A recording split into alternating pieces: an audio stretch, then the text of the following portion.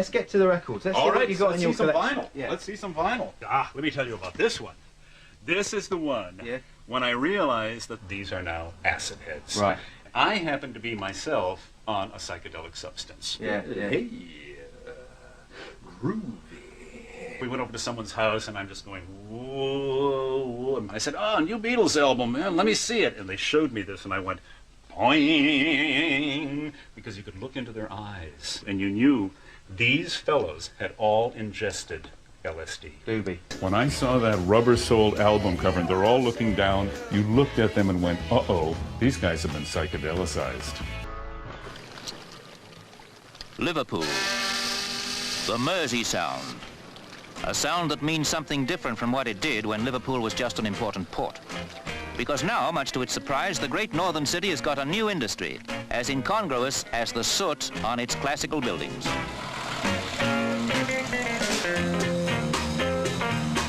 Liverpool's cathedral, built painfully slowly through the years, as what? As a mecca for this new generation of long-haired inhabitants, not unconnected with its latest product? Not really.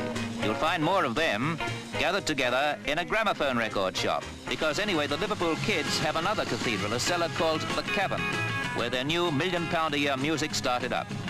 Be still, those of you who are middle-aged. Be silent, ye young addicts to the Mersey sound. This is the holy of holies of the age of beat.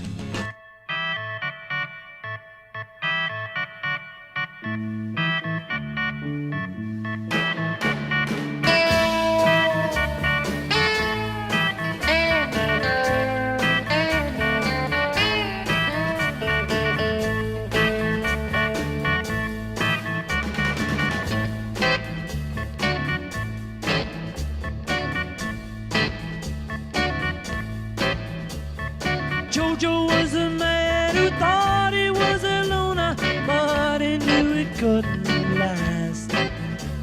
Jojo left his home in Tucson, Arizona, for some California grass. Get back, get back, get back to where you once belonged. Get back, get back, get back to where you once belonged. Get back, Jojo.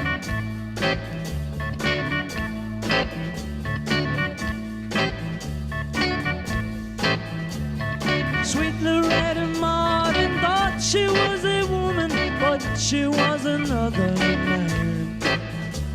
All the girls around her say she's got it coming, but she gets it while she can.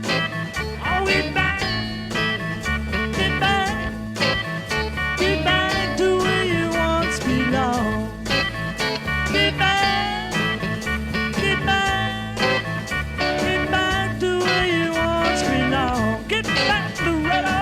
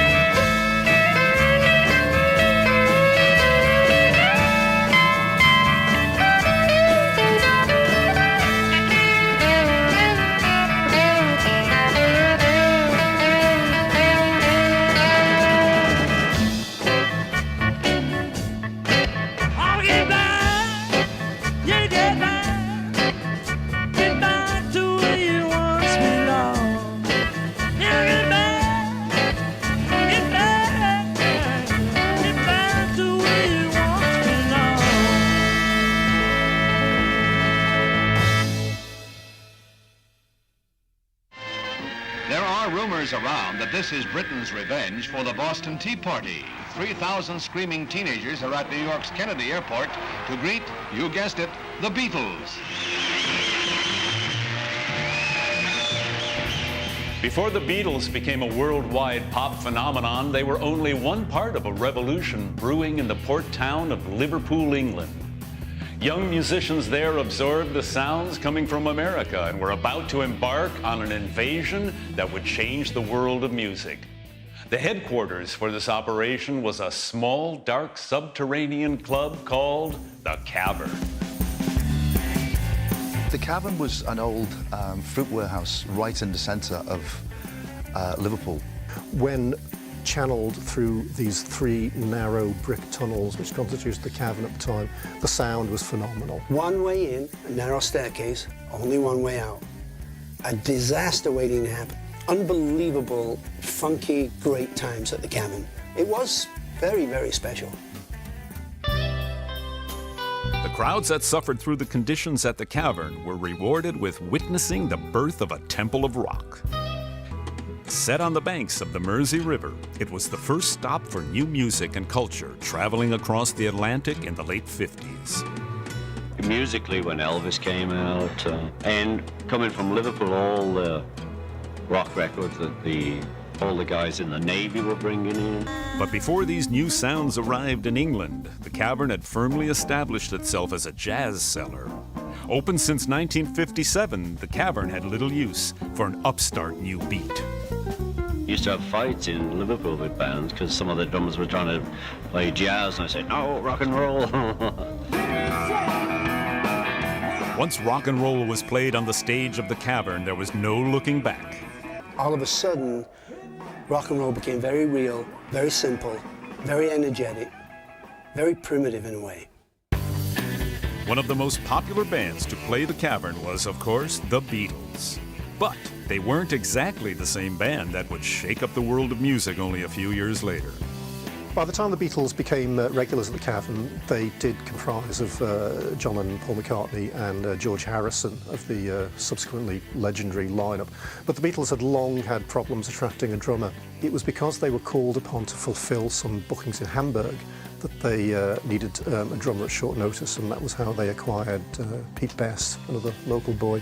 There was Pete, who was this good-looking guy, and Bob Buller, the DJ, would say, can I hear it one more time for John, George, Paul. And when Pete used to walk on the stage, the kids just mobbed the stage, man. He was the most popular in the band. People in those days, before the Beatles made it outside of Liverpool, used to camp out and sleep in his garden. First time I saw the Beatles, the thing that hit me besides the great vocals and the great musicianship was Pete Best's bass drum. It just thundered in the Cavern. The Beatles' sound attracted many newcomers to the Cavern, including the man who would change their lives forever, manager Brian Epstein. Now, Brian Epstein was working literally a couple of hundred yards away from the place where the Beatles were playing every day, and Brian was in charge of the one of the larger record stores in the city. Brian Epstein went down them steps into the Cavern, which wasn't the most pleasant place in the world, and saw the Beatles on the stage, and brought the Beatles from there to the top of their game. Brian Epstein is credited with discovering the Beatles at the Cavern, but it remains a mystery as to who and what made them change their lineup just before they made it big. We went to Brian's office one day, Brian Epstein's office. He asked to see us. So we got the lift up there, and as we opened the lift, Pete Best was walking out of Brian's office. And we said, all right, Pete, how you doing? And he just looked at us blankly, got on the lift and went down.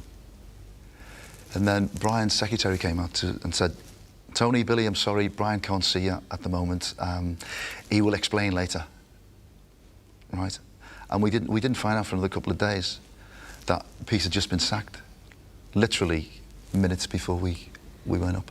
And when news of Pete's sacking reached the fans at the Cavern, there was an uproar of protest. The crowd were pissed off. because they're like, Peter was a good-looking lad. And such was the degree of hostility that entering the cavern that night, George Harrison was attacked. We were there, actually, at the cavern when Ringo's first show. But George didn't play because he had a black eye. Somehow they picked on George, said it must be your fault, so somebody punched him in the eye. George got the punch, yeah. And in some of the Beatles' very earliest publicity shots taken at the time that they began their recording career, you can actually still see the remnants of a black eye on George Harrison's features. I don't think it came up to the drumming ability. I think it was the look. It took a long time for them to accept Ringo. In fact, they never really accepted Ringo, not people in Liverpool. It was only when it went worldwide that, okay, he then became a Beatle. The Beatles left Liverpool and the cavern in 1963. They were whisked off on a flight to stardom that they never could have imagined. But for all their worldly success, it just may be that their best performances were left behind at the cavern. I believe the best I ever heard the Beatles, and I did a lot of shows with them, was at the cavern. There was nobody screaming and nobody going crazy, and you could really appreciate what they were all about. The cavern continued on without the Beatles, featuring many of the best bands Britain had to offer. But in 1973, plans for a new underground railway ran right through the cavern, and the buildings on top of it were demolished.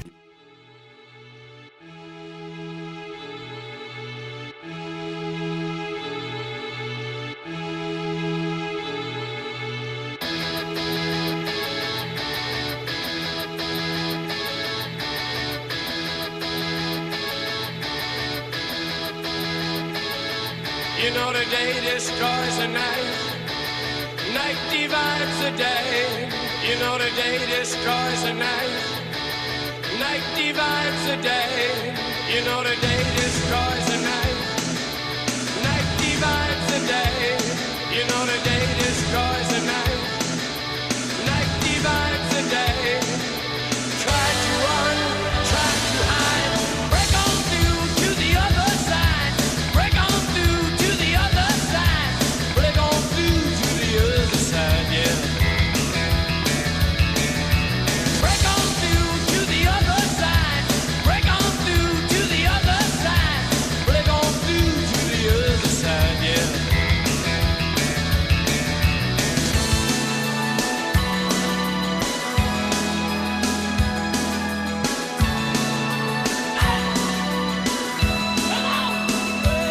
Well, I stand at every corner of the world, and I stand in every corner of your heart, and I give you everything that I call love, from the heavens to the bottom of the sea. Traveling, Everybody loves my baby. Everybody, tell it to me softly, then it doesn't break. everybody loves my baby. Everybody loves my baby. She get high, cuckoo-ca-choo. She get high, I'm crying. She get high, cuckoo-ca-choo. She get high, I'm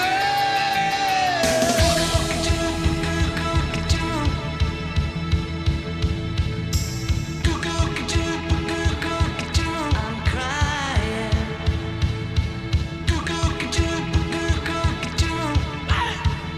Come on! I'm crying. I am the worst.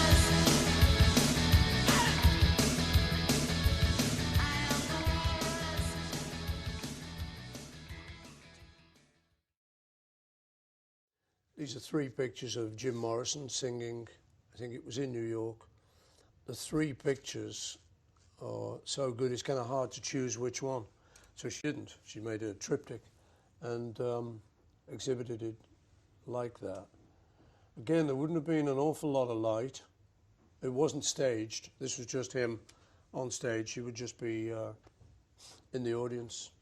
And I think then now that with the really beautiful quality of these prints, that comes up as a stunning It's fabulous. triptych.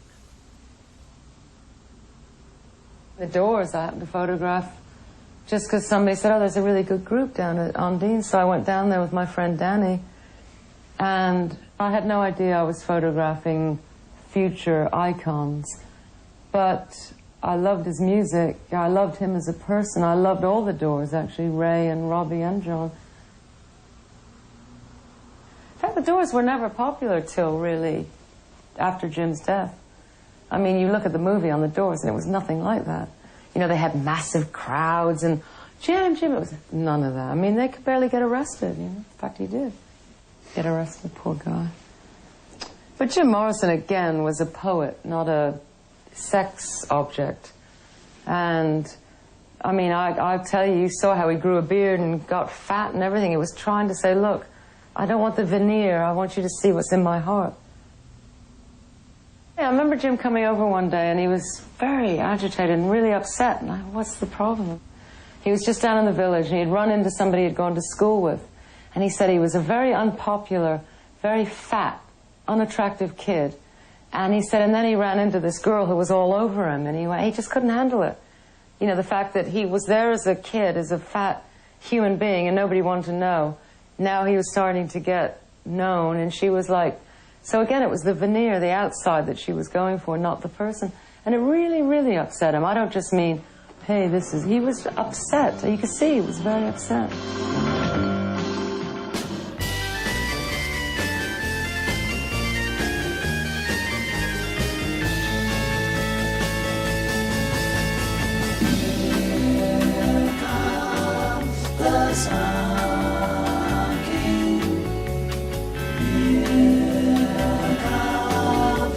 Girl, we couldn't get much higher. Everybody's laughing. Everybody's laughing. Try to set the night on fire. In the white room with black curtains.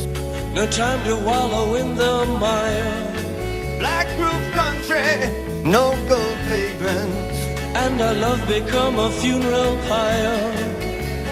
Here comes the sun king. Fire,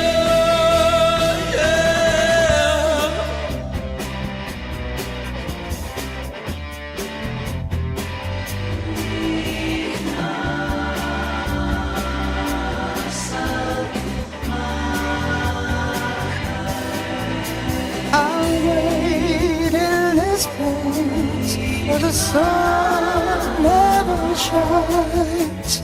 Wait in this place where the shadows run from themselves.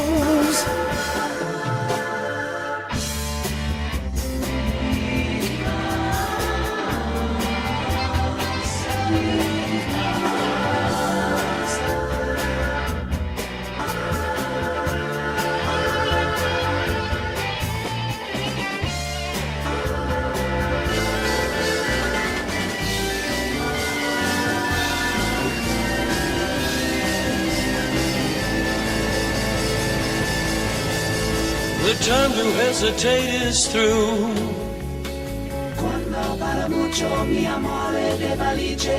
Right now we can only lose.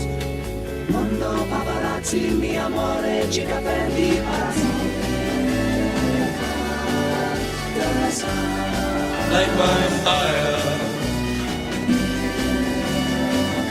for you.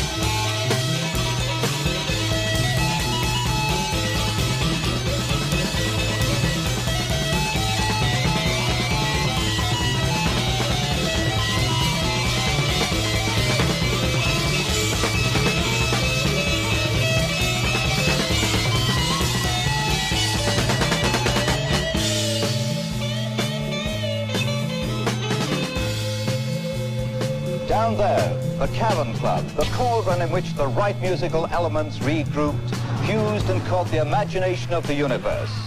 It's really just a cellar here in Matthew Street, a tumble of brick in a cramped and twisted part of town. But from that basement, the Mersey beat boiled over and covered 2 hemispheres. And the flame is still turned up high, as we shall see.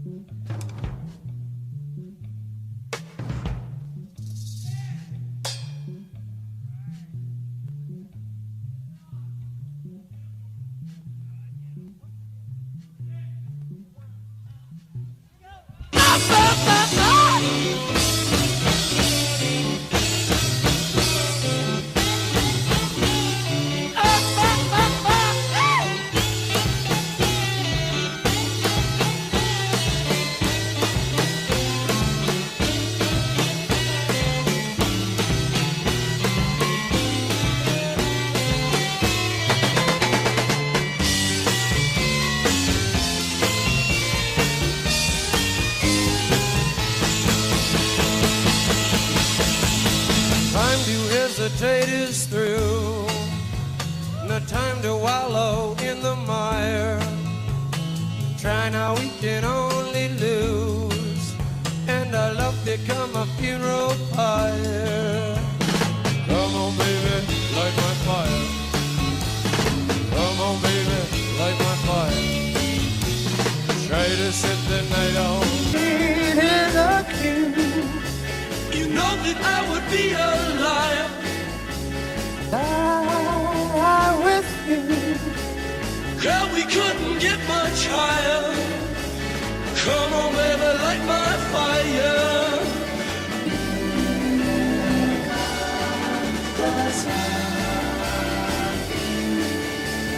Try to set the night on fire. Try to set the night on fire.